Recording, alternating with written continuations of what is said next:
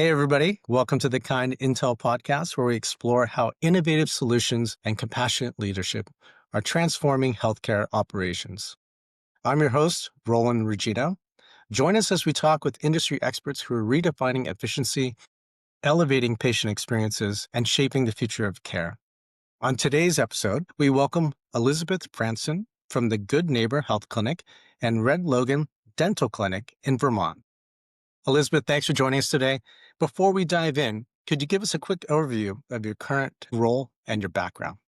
Sure. So I am the executive director and CEO of Good Neighbor Health Clinic, and I have been there for 2.5 years. Prior to that, I served as the administrative director at Merrimack County Nursing Home and received a master's degree in healthcare administration from Southern New Hampshire University. Most of my education and background has been spent in public health and elder care in various states, both California, New Hampshire, and Massachusetts. So I come with a wide variety of community health experience. Now that you're based out of Vermont, you mentioned a history in California, but do you notice a lot of regional differences when it comes to clinic care in one state versus another?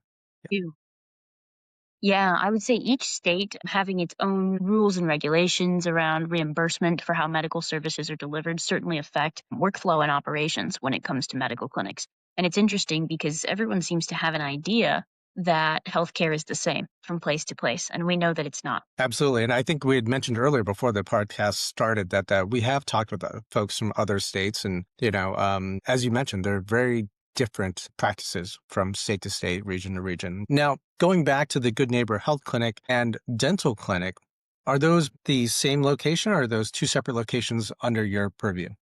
So this is one location. We are actually located in the historical Gates Memorial Library building downtown in White River Junction. So it's a hallmark building with beautiful historic architecture. And the dental clinic is in the lower half of the building, and the medical clinic is in the upper half. So we are divided by one floor, but there's a great sense of camaraderie and teamwork. It's great. And it is great for the patients that they can kind of, get two birds with one stone there. And they've got both the dental and the health clinics in the same space. It's really a brilliant public health model because it allows for primary care, but also further the oral health piece. And something that's unique about Good Neighbor is, we work closely with Dartmouth College. And so many students and many public health students from other schools throughout the region will actually be able to see the value of oral health in primary care and the difference that it makes when primary care physicians have knowledge about oral health, right? Because you have a dentist and you have a medical doctor, but do they communicate? So there's a unique model there to be able to deliver the best quality health outcomes for folks. And how do they communicate in your clinic? I'd imagine, typically these practices are pretty separate and pretty siloed, but in your Yeah. case, you've got the opportunity to have a lot of collaboration between the two practices. Is there a particular system or process that you guys do to allow for that really clear and close communication? Yeah, we have an incredible staff team. So we have nursing leadership. She's the nursing supervisor, so she collaborates with all of the medical volunteers. And we have a staff dentist. We're fortunate to have someone actually on the staff who Hmm. oversees the dental clinic operations. And so the staff work closely to make sure that patient quality care is delivered in every interaction. And I guess we should go back a step and note that this is a free community clinic, correct? And as you had That's mentioned, there is no charge to any of the patients. correct. And we're actually not an FQHC either. A lot of folks ask me, especially as executive director, where does your funding come from? And we are so fortunate to have funding from the community. We are completely donation based. So we do get a small percentage of funding from the state of Vermont. But I would say, being so close to the border of New Hampshire, we have a 50-50 split where we have about 50% of our patients come from New Hampshire and 50% come from Vermont. So Vermont has done work to support us over the last several years and has been really a rallying group to hold space for the free clinics because we are not the only free clinic in Vermont. There's a coalition of free clinics, but we are able to exist and continue the work we do because of our community and the way that they stand up to support us. That's great that you've got that community support. And speaking of support, how many staff would you say that you have We have within the 10. clinic at this point? 10 Yeah, staff. 10 staff. Yeah, And the rest of the roles are filled by volunteers? that's correct. Okay. And that's at all levels throughout your organization. Yes, it is. Okay. And what would the typical day look like for both the health and dental clinic? Is number of patients, number of visits, how does that compare to your typical clinic or what you may have seen in the past? Yeah, so numbers have definitely increased in the last 2.5 years since I've been there, and it's for a variety of reasons. During the pandemic, there was a lot of shifting in the Upper Valley. A lot of folks retired. It's a very medical based community. So Hmm. many people retired or left the region, and many people moved to the region as well because it's more rural than most places in New Hampshire and Vermont. So it's been a unique experience to re educate the community about Good Neighbor Health Clinic and what we do, especially post pandemic. We've expanded our services significantly, not to just offer primary care, but to also offer mental health services, nutritional counseling, diabetic programs, drive through vaccine clinics, making things more accessible to people where they are with our services. And it really comes from the creativity of those we're interacting with, whether it's students or medical residents, the community members at large, and what they're seeing and what they believe that we need to do to help make a difference when it comes to public health. Um, And I guess the maybe the lack of support gives you a little bit of freedom and flexibility, whereas for other private institutions, they are more, they've got a board of directors, they've got leadership that they need to report to. So that does give you a little bit of that flexibility. We have a board of directors, and it is filled with wonderful people from our community, but it also is a group of individuals who are incredibly dedicated to our mission. And Hmm. so the folks who join our organization are not just passionate about healthcare, but they're passionate about the community they live in. And so having a board that is so supportive to rally around the work that we do really makes a difference for how the community sees our organization, but also in how they are interacting with people to inspire them towards the mission of what we're doing. And I think the name of the clinic itself really refers to everyone who interacts with it. They're being a good neighbor, right? Like, how would you take care of your neighbor? Hmm. And I think when the clinic was started 33 years ago by Dr. Peter Mason, Dr. Paul Manganello, and Bob Keene, they are individuals who lived in a time and were educated in a time where you knew your neighbors, right? Not everybody knows their neighbors today. And so they did this with intention to really create a sense of community and good neighbors known as a cornerstone in the community where people can turn for their healthcare. Sounds like you guys are doing some great work there. Is the clinic open and available to all patients in the community, or are you serving a specific demographic? Yeah, so I would say the demographic has changed, right? The needs of the healthcare in the community have changed. So we do require a patient application for services, and we accept people at 300% or below the federal poverty limit. So anyone from 300% or above is able to access the clinic's services. We also help folks with insurance enrollment to make sure that we can get them into and onto insurance programs. We assist with getting folks referrals that they need to medical centers once seeing primary care services. And we're able to do a lot of care in clinic, but then when things advance or further specialty care is needed, if we don't have a volunteer available, we do work with our local medical centers. We have a terrific relationship with them. To me a little bit about this recent $200,000 grant from Direct Relief, and what key areas are you focusing on for sustainable service delivery? Yeah. So Direct Relief is an incredible organization who really sees health equity as a focus in rural regions and regions across America where healthcare is really needed. And even though we are connected to local medical centers, it's not hard for folks to get into primary care, but there's a 7 to 18 month wait time, right? Because Hmm. housing is an issue and student debt is an issue for many people. And so when they're leaving medical school, if they can't find housing, there's certainly not going to be a surplus of primary care doctors in the region for folks to access. So when it comes to working with Direct Relief, they recognize the area that we're in still has a lot of people who are severely underserved, both for dental needs, but also for their medical needs. Rural healthcare is one of those things that if it is not community focused, it will be unsuccessful.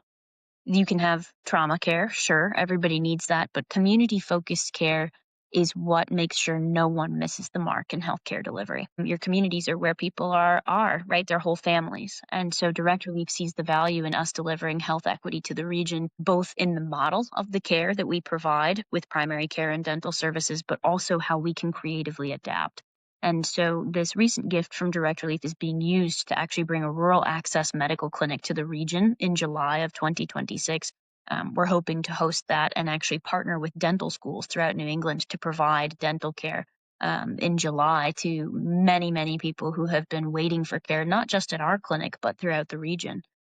The Northeast is a little bit of what I would refer to as a dental desert. It's hard for people to leave dental school and not go into private practice with how expensive it is. There's not a lot of incentive for folks to go work at an FQHC or to go work somewhere else, even with the loan forgiveness programs, because housing is so expensive.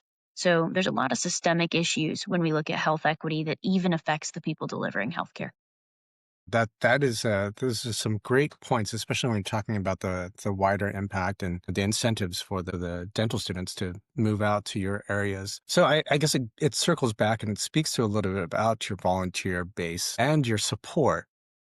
What do you think are the biggest challenges to get either the volunteers to help devote their time and offer up their time to support your clinic, and then to gain the additional budgetary support to supplement that? Some of the largest challenges for volunteers, I would say, are managing work schedules, right? Everybody wants to be able to be a part of Good Neighbor, and we're in a very fortunate position as a nonprofit to have folks Hmm. want to be a part of the work we're doing. Something that is unique about the organization that I find when I speak to volunteers that is usually echoed throughout every age group and every specialty when it comes to medicine is this is the reason I went into medicine. There's no barriers to them providing care or the billing services that they have to do, and they're able to take time to be with the patient and get to know them as a person, which also, in my opinion, increases the quality of care. So that's one aspect of it. On the funding side, one of the biggest challenges is the region is changing, right? The landscape of philanthropy is changing. Engaging younger donors to be inspired to participate in this work is really, really important. And we do see multiple generations of folks throughout this community that are really invested and committed to our mission. So I would say, people feel pressure today more than ever before to help.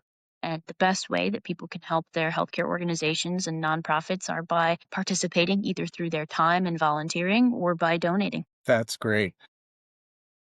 You brought up some great points there that I wanted to kind of pick on a little bit because, you know, it totally makes sense, and I think it resonates with a lot of people that if you want to help people, then and you're going into the field of healthcare, then your clinic would be kind of the purest way to do that, right? You go in and you don't have to deal with a lot of the other things that folks would typically do if they go into a public hospital system or something like that. But I'd imagine that there are still some challenges in the day to day, right? I mean, there's still paperwork, there's still scheduling issues. Talk to me a little bit about those that you encounter in your clinic and how it might be different than other health systems.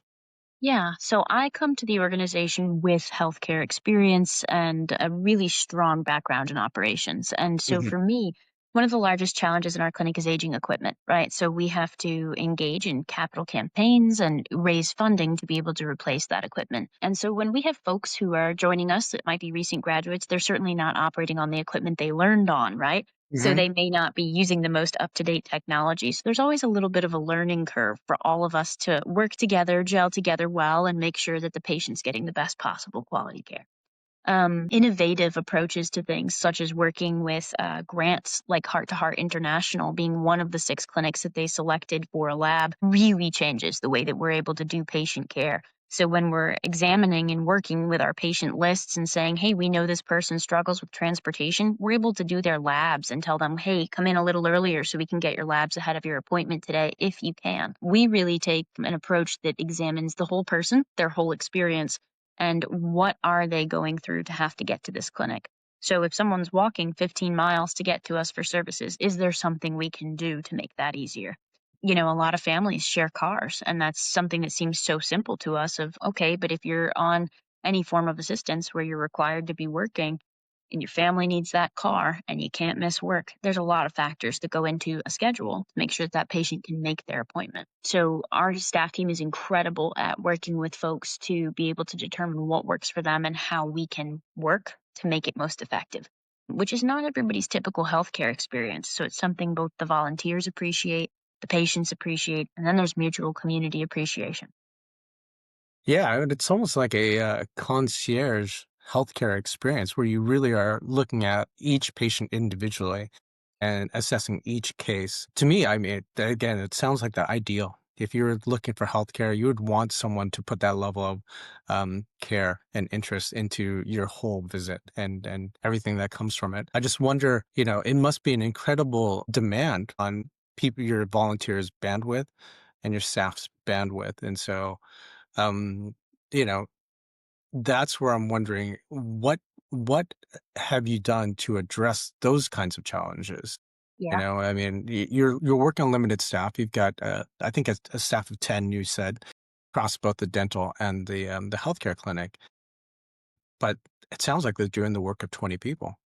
Yeah, and it can feel like that sometimes. I won't lie to you. Some of that's the nature of a nonprofit. The second part is, making sure that, yes, people's hearts align with the mission, but none of us should go home at the end of the day feeling heavy from what we've seen or had to do. And so, Hmm. really, you have to have incredible presence, leadership wise, to be able to pull off some of this work. And so, I really heavily rely on my management team to be checking in with their staff and for us Hmm. to be checking in with each other and prioritizing time together as a team. In addition to, talking about and having active discussion, what's working and what's not, and let's reevaluate if we need to close for a couple days to really dig into why this is not working. Let's figure out a new way of operating and do it quickly in a way that works best for the patient. And then bringing volunteers in, making sure that they're up to par on the education of the change, making sure Hmm. that they are included in the conversation. I don't believe in having any discussion without the participating party present, right? So pulling in the groups that it will affect to make sure that we're being as effective as possible. And that is a very different approach. I think my leadership style comes from if serving is beneath you, leadership is beyond you, right? So you have to find a way to serve most effectively as quickly as possible, knowing that it may not be the most effective method and we may need to readjust. I'm incredibly proud of our staff team for their adaptability in difficult situations because we may have a plan for how something will go for a patient and it goes the complete opposite. And so we need to be able to respond quickly. I think that it's very unique that Good Neighbor can do that. I think it's a privilege to be able to do that. And I think all of us perceive it as an honor. Thank you for that. And because of your leadership and the work of all your volunteers and their ideas, et cetera, you have been able to achieve some incredible wins for your particular clinic. Maybe first off, we could talk about this 24/7 harm reduction vending machine implementation. What is that exactly? And what was the theory behind it? And how did you come to the idea that something like this could and should be implemented? Sure. So we are incredibly grateful to have Direct Relief support and also the New Hampshire Charitable Foundation support to have been able to do this work. But after my first year of employment with Good Neighbor Health Clinic as executive director, we started to evaluate different needs throughout our community. And like most rural areas, there are some folks who struggle with substance use disorder. And so as we started to see more patients and people became more comfortable with the clinic and the community began to learn about Good Neighbor in a different way, we started to see that there was a higher level need for service than what we could serve alone. And so we pulled in some of our community partners who do syringe exchange services, Narcan treatment, and we really came together and had discussion and said, what can we do as a group to make this more accessible to help people and encourage care? And so we approached the town and we went through a process of approval for zoning and all of those other lovely things, the admin side of it. And Direct Relief and the New Hampshire Charitable Foundation were proud partners and supporters of us to make this happen. And throughout the U.S., there are many clinics, many different native reservations that will offer similar models to this. But for us, because we have such a small quantity of staff, we said, hey, what can we do to make these services more available to folks than they are during our clinic hours? So our clinic operates Monday through Friday, 8 to 4. And those are limited hours, right? So we want to make sure that folks can access the same supplies that they would be receiving from us if we were open. So we always encourage that patients are able to connect, but this has been a huge, huge project that was really, really well received by the community. We were actually so surprised to see the feedback that we were getting. Many patients access it for nutritional things such as high-level protein shakes, clean wound care supply kits, pregnancy tests, Plan B. There's many different things that are in there, including Narcan, so that people can access it if they need it, even when we're unavailable. I mean, it's amazing. It seems like there's definitely a need for something like this. I'm curious, do you have any metrics of how effective or how much use the vending machines have gotten in however long they've been up? Yeah, so there are metrics. We do keep track of how much product we go through. I don't have those numbers for you today, but I can give you one interesting statistic that did come up recently at a meeting for us. We were given 200 gun locks, and people said, "Why would you put gun locks in there?" And I said, "Well, honestly, you never know. Gun safety is one of those things that let's give it a try and see how it goes." Within 4 months of operation, we went through all 200 locks. And so it was really impressive to see the amount of people who took them, knowing that gun safety was a concern who may have not been able to afford them otherwise. Another win of yours has been this recent new point of care lab that you've implemented. Can you talk a little bit about that, how it's impacted patients?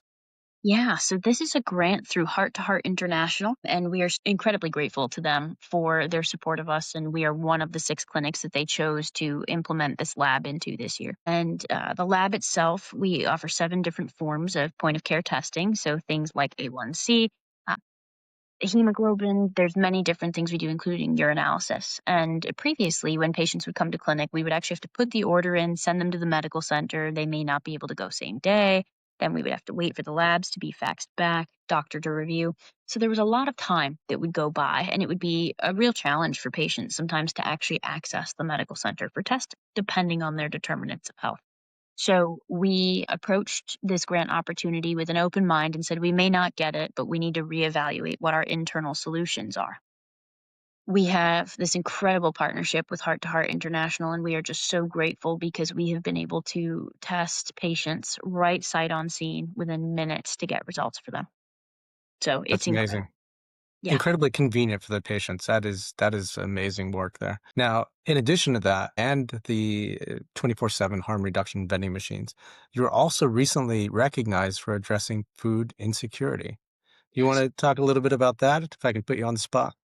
Thank you. I was incredibly honored to have been recognized by Dartmouth College for this work. And the work that we started was my first summer at Good Neighbor Health Clinic. I started to realize how many people were living unhoused or in unstable living conditions, meaning they were not really sure where their next meal was coming from. We have a wonderful partner, The Haven, which is another local nonprofit that is a shelter and a nutritional kitchen as well as a food pantry. And our partnership really began with me asking questions about the region. And, years and years and years ago, Good Neighbor had partnered with the Haven for a variety of different things. But the work really began in clinic when we were having conversations with a group of volunteer providers. And we started to notice more patients having nutritional deficits, even though they may have been on programs like WIC or SNAP. And those are the state benefits for food programs. We were starting to notice we had a lot of patients that were underweight, perhaps overweight, struggling to maintain their health. And many people didn't have the health literacy to be able to cook. So we actually have an incredible physician. Her name's Dr. Emily Cohen, who was hosting food classes for patients and teaching them how to cook and really stepping into this. And we further partnered with the Youth of Vermont Conservation Corp to actually bring in pre-bagged meals for patients as part of a food share, like a CSA, in the summer season, and Willing Hands, which is another local nonprofit that gleans produce, and we're able to actually pass that out to patients. And I recently was speaking with one of our providers, and she shared with me how incredibly important it is for the patients to have the autonomy over themselves to select the food and the vegetation, how encouraged she is to see them really stepping out of their comfort zones. We have many patients who have come to us and have been so grateful to have had access to the additional food. You brought up a great point, which I've heard from other folks as well. Education of the community is a key part, and how do you effectively provide that education to your patients and to a wider group of in your community?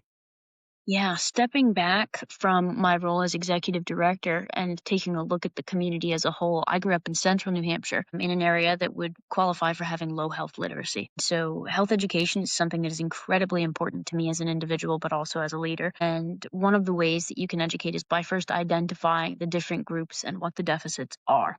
So, the way that I would educate a group of patients is very different than a way that I would educate a group of donors, and even students, right? Like talking to medical students about oral health may not seem like it's important, but they may not be focusing on that in their medical education training, and they still need to know about it. Hmm. So it's identifying what the gaps are. And when we look at the community as a whole, understanding that there are people that have never struggled with food insecurity and can't comprehend what that is like is very different than speaking to people who live that way every day. And so knowing the audience is really important. Public presentations, educational sessions that we can host in clinic, or perhaps even just flyers that say, have you ever experienced this? Makes people think. Now, when you look at all these achievements and these wins that you were able to produce over the last few years, it sounds like a lot within a short amount of time. So I'm curious, how do you come up with these ideas, and how do you come up with the different processes and strategies to help better serve your community? Are you relying on the ideas of the volunteers and staff, or are there some metrics that you would assess to identify where the targets are? It really comes from, we have an incredible group here called the Upper Valley Public Health Council, and it is a group of leaders that come together from the community to discuss what they're seeing in the different services that they provide. So, a lot of careful listening, understanding Hmm. what the deficits are, and where Hmm. Good Neighbor as a free clinic can step in is really important. I would also say, as a leader, identifying mission creep, right? We are Hmm. a public health organization, but being able to understand what is within our wheelhouse that we can change is very important to step into and not step outside of that. And so, what can we do to advance public health in the most effective way versus we're just going to keep expanding? We're not doing that. We have a very specific focus, and we make that focus as enhanced as possible for the best quality of patient care. That word came up to me as well as you were just mentioning that focus and the focus on the mission. Are you ever tempted or open to considering expanding? Because it sounds like if you're quite effective in your current role, do you ever think maybe we could be more effective if we open up another clinic or we enlarged our current practice? Or there's ever any thoughts about that? Absolutely. We have had a lot of strategic discussion this past year about the future of Good Neighbor. And there are current things in our healthcare world that affect our ability to make those decisions, whether moving forward or maintaining the same size. And, the current administration that we're operating under does not share a lot of positive ideas around community health. And many people may feel that it's not valued. For me personally, community health is the most important part of rural medicine because your community is where your people are, right? We can't make ideas or assumptions based on how to treat a community that we know nothing about. And that's the most important thing that leaders in healthcare can remember is when we're addressing the community as a whole and operating with patients, we have to remember that we're in their community. And there are different Mhm. factors that we may or may not see that affect them. So I would say at the end of the day, Good Neighbor knows that we need to expand our dental services. We know that we need to expand our medical services, but the way that we go about doing that has to be in response to what our community needs as well. Keeping that eye on the focus, all right? The focus is the community, the people. Now, speaking of the future, are there things on the horizon, even short term, the next year, couple years, or even longer term that you're excited about in terms of community health? Yes. I'm very excited about the emphasis that people have had on community health and rural medicine and rural access. Hmm. I'm excited to see the enthusiasm behind dental care needing to change to meet needs of the community. And I'm excited to see the way that new medical students are energized to participate in that work and recognize that rural medicine is just as important as inner city medicine. Street medicine, which is a new term that has come up several times, is meeting people where they are. And I think that it is fascinating to see the way that people think about it and the way that they're delivering care. Good Neighbor is very brick and mortar. We have our clinic and we're able to do incredible work, but watching our partners step into that work further and finding effective ways to work together has really been incredible. On the flip side of that, what do you see as the challenges to moving in that direction? Many of the challenges I see, are the potential of some of these insurance programs getting cut, prescription programs being defunded, some of these different things that these other community groups have relied on for so long to be able to provide care or get people enrolled in for the next step in their care. It's really concerning to me, not just as a leader, but as a public health professional. I fear that in some ways we're taking a step back. And have you maybe thought about with these challenges coming up, have you already started to think about how you would address those? Absolutely. And so we have incredible partners like Direct Relief, where there's inventory where we can get prescriptions for patients. Part of our strategic plan too is to continue to maintain what we have, but build on it. And that requires immense relationship building. And so I'm very excited about the future. And even though that there are threats, there is so much opportunity in conversation and connection between other organizations, other international relief organizations, and medicine as a whole, where people really unite around these difficult issues. And so I'm excited to see what comes from that. When you're talking about these different groups and them banding together to help support each other and support community health, how do you see that happening? Because in my experience, when you've got these different regional groups, they tend to be siloed, and it seems like there's always a little bit of an obstacle to communication. Is there a particular way that you would facilitate that interaction and coordination between the different groups? Persistence, right? People know I'm Hmm. a persistent person, but I would say also engaging in a way that is to the point, that is Hmm. upfront, and making Hmm. sure that we're not wasting people's time, right? I know that there are so many groups and so many things that people can participate in, but understanding when you are pulling something like that together, what is the purpose and being clear about it and allowing for discussion, but always steering it back to why we're there keeps people engaged. There's that focus again. That's great. Well, Elizabeth, we are out of time, but I wanted to thank you so much for taking the time to be on the Kind and Tell podcast and to share some insight and share a little bit of spotlight on the Good Neighbor Health Clinic. I think what you guys are doing is amazing and wish you all the best. So thank Thank you you. again and best of luck to you. Thank you.